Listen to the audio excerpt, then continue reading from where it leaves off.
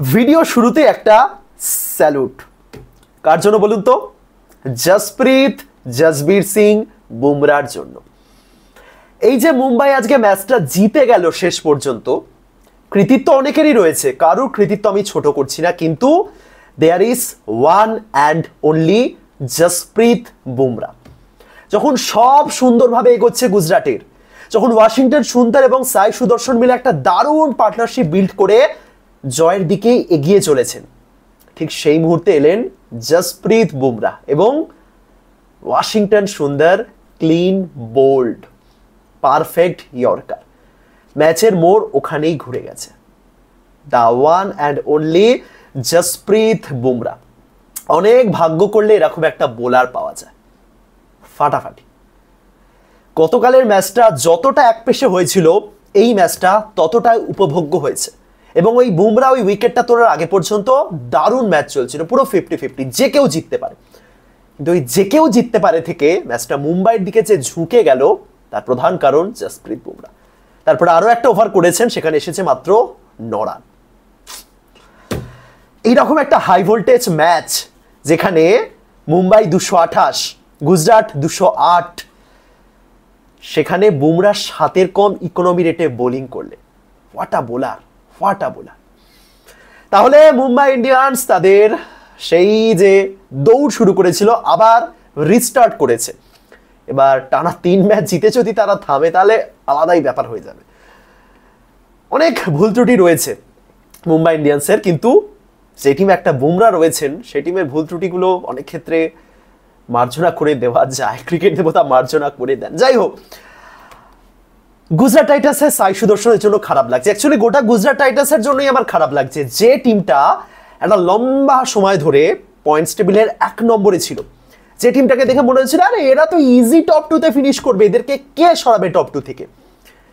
সেই টিমটা হঠাৎ করে টানা 3টে ম্যাচ হেরে বিদায় নিল।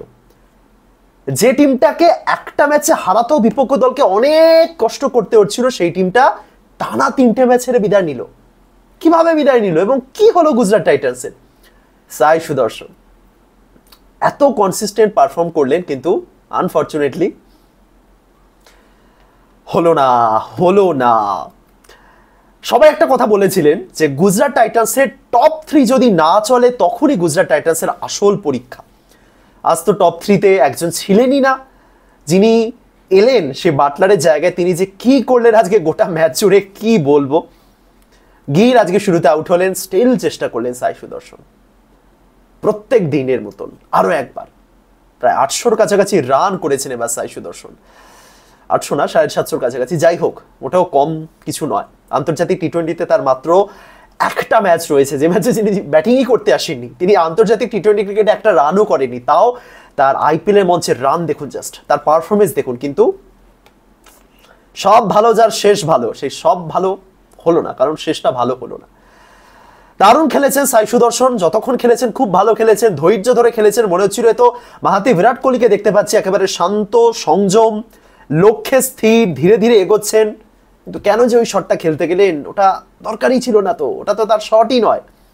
ওয়াশিংটন সুন্দর আজকে 4 নম্বরে নেমে যথেষ্ট ভালো কাজ করেছেন, 24 বলে 48। কিন্তু ম্যাচের শুরু থেকে যদি বলি, কুশল মেন্ডিস আজকে কি করলেন। ম্যান অফ দ্য ম্যাচ বলে একটা পুরস্কার হয়, কিন্তু ভিলেন অফ দ্য ম্যাচ বলে যদি কিছু থেকে থাকে, সেটা নিঃসন্দেহে কুশল মেন্ডিসকে দিয়ে দেওয়া হোক। ক্যাচের পর ক্যাচ মিস, ব্যাটিং করতে এসে হিট উইকেট হয়ে আউট হলে কত কিছু করা যেতে পারে একটা ম্যাচে। পরিষ্কার বোঝা যাচ্ছিল বড় ম্যাচের চাপ নিতে পারছেন না। এটা তার জীবনের প্রথম আইপিএল ম্যাচ। এমনি পিএসএল ছেড়ে এসেছেন, প্রচুর আলোচনা সমালোচনা হয়েছে তাকে নিয়ে। সেই জায়গাতে দাঁড়িয়ে জস বাটলারকে রিপ্লেস করা, যে বাটলার গোটা টুর্নামেন্টে প্রায় 70-এর কাছাকাছি অ্যাভারেজে ব্যাটিং করেছেন, গোটা টুর্নামেন্টে দারুণ পারফরমেন্স করেছেন, 500-র উপর রান আছে যার, তাকে রিপ্লেস করা কি এতই সহজ? তাকে রিপ্লেস করা? তাও 2টো ছক্কা মেরেছেন, যে ছক্কাগুলো মারছিলেন মনে হচ্ছিল দারুণ টাচে আছেন, কিন্তু টাচ করতে করতে উইকেটই টাচ করে দিলেন এবং হিট উইকেট। দেখুন, এই আমি আগেও বলেছি গুজরাট টাইটান্সের ব্যাটিং ভালো, খারাপ না। আগের ম্যাচে খারাপ হয়েছে, বাট ভালো অল ওভার। কিন্তু বোলাররা যদি প্রত্যেক ম্যাচে 220-230 রান দেয়, আপনি ভাবুন না লাস্ট 3টে ম্যাচে, এই যে তারা লাস্ট 3টে ম্যাচ হারলো, টানা 3টে ম্যাচ হারলো বোলিং এর জন্য, আর কিছুই না। আপনি ব্যাটিংকে কি দায় করবেন এখানে? আজকে 228 তুললো, আগের দিন 230+ হয়েছে, তার আগের দিন 230+ হয়েছে, তার আগের ম্যাচও প্রায় 200-র কাছাকাছি। ভাগ্য ভালো ছিল 200 পুরো 10 উইকেটে তারা জিতেছিল দারুণ ব্যাটিং পারফরমেন্সে। কিন্তু টানা 4 ম্যাচে যদি আপনার বোলিং ইউনিট এভাবে ব্যর্থ হয় তাহলে কি আর করার আছে। প্রসিদ্ধ কৃষ্ণা নিয়মিত ধারাবাহিক উইকেট তুলেছেন কিন্তু রানও ঠিক সেভাবেই দিয়ে গেছেন। রশিদ খান গোটা টুর্নামেন্টে ফ্লপ, বোলাররা কেউই সেভাবে ইকোনমিক্যাল বোলিং করতে পারেননি। রাবাডার জায়গায় কোয়েৎজি, তো অনেক চেঞ্জ, অনেক ভুল, অনেক কিছু গুজরাট টাইটান্সের, যেটা তাদের পক্ষে একদমই গেল না, একদমই গেল না। গুজরাট টাইটান্স শেষ দিকে এসে হঠাৎ করে মানে এত সুন্দর এগোতে এগোতে হঠাৎ করে মনে হলো যেন গাড়ির তেল শেষ হয়ে গেছে, এরকম ব্রেক ফেলো না, গাড়ির তেল শেষ হয়ে গেছে মনে হলো গুজরাট টাইটান্সের, যে শেষ পর্যন্ত কি হলো। এবং মুম্বাই ইন্ডিয়ান্স মাঝে একটা দুটো হার এসেছে বটে, আগের ম্যাচে যেরকম ভাবে তারা হারলো, কিন্তু দারুণ ব্যাটিং। প্রথমত রোহিত শর্মার ক্যাচ যদি আপনি ছাড়তেই থাকেন, আবার ছাড়ছেন, তাহলে কোনোভাবে সম্ভব, কোনোভাবে আপনি সেই ম্যাচে নিজেকে বেটার করতে পারবেন, সেই ম্যাচে আপনি এগিয়ে যেতে পারবেন। রোহিত শর্মা, আপনি নকআউট ম্যাচে রোহিত শর্মার বল এভাবে ছেড়ে দিচ্ছেন পরের পর, মানে ক্যাচ আর কি। 50 বলে 81 রানে ইনিংস খেললেন রোহিত শর্মা, 9টা 4, 4টে ছক্কা। দেখুন রোহিতের ইনিংসটাকে একদম স্মুথ বলা যেতে পারে না, কিন্তু এতগুলো সুযোগ আসার পর আপনি রোহিতের থেকে এরকমই কিছু দেখতে পাবেন, এটুকুনি নিঃসন্দেহে বলে দেওয়া যায়। দারুণ ব্যাটিং করেছে জনি বেয়ারস্টো, মানে জনি ইয়েস পাপা টাইপের একটা পারফরমেন্স করে গেলেন। Jonny yes papa, hitting 6 yes papa, 4টে 4, 3টে 6, এবং যেভাবে পাওয়ার পেতে খেলেন বাপ রে, মানে রিকেলটান গেছে জনি বেয়ারস্টো, তার একদম মানে দ্বিগুণ ভালো পারফরমেন্স নিয়ে এসেছেন, দারুণ খেলেছেন। সূর্যকুমার যাদব ধারাবাহিকতা দুর্দান্ত, ইভেন আজকে তিলক বর্মাও দারুণ খেললেন, 11 বলে 25, শেষ দিকে হার্দিক নেমে ছক্কা মারলেন 9 বলে 22। সো অল ওভার মুম্বাই ইন্ডিয়ান্সের আজকে দারুণ টিম পারফরমেন্স হয়েছে, দারুণ টিম পারফরমেন্স। মানে এই যে রোহিত শর্মা এত দুর্দান্ত ব্যাটিং করলেন, সেই রোহিতের স্ট্রাইক রেট বরং বাকি 4 জনের তুলনায় কম।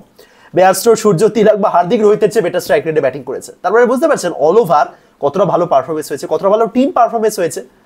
এবং সেখানেই গুজরাটের বোলিং, রশিদ খান, গোটা টুর্নামেন্টে যদি কোনো ফ্লপ 11 বানানো হয়, এবং যেটা আমি বানাবো, সেখানে রশিদ খান থাকবেন।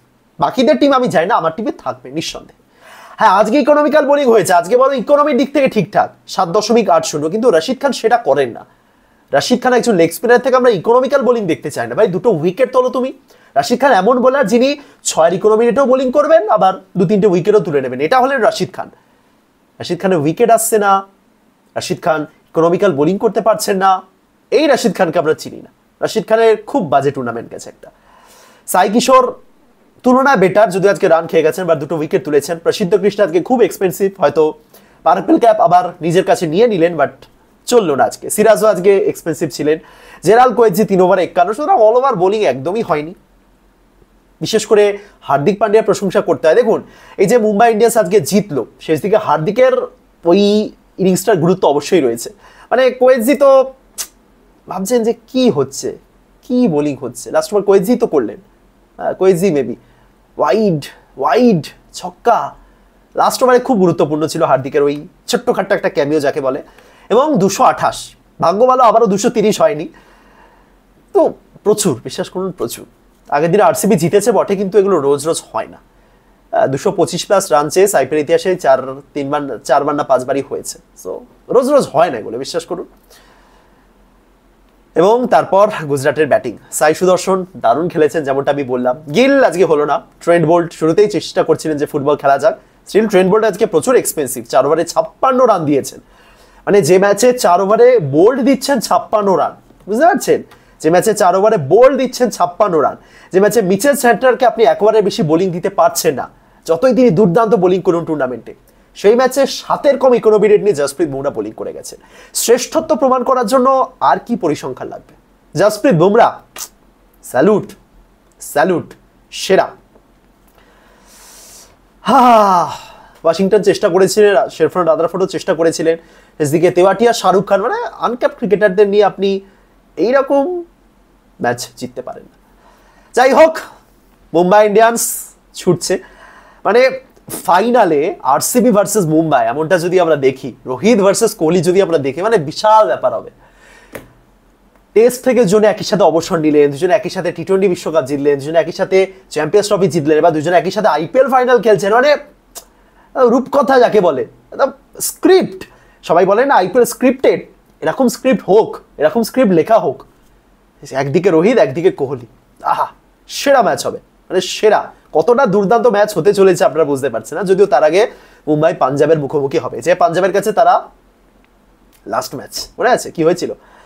সো মুম্বাই ছুটছে, মুম্বাই মাঝে হঠাৎ করে একটু তাদের কি বলবো ইঞ্জিনে গড়বড় হচ্ছে বটে, ইঞ্জিনে গন্ডগোল দেখা দিচ্ছে, কিন্তু তারপরে আবার একটা আলাদা লেভেলের তারা।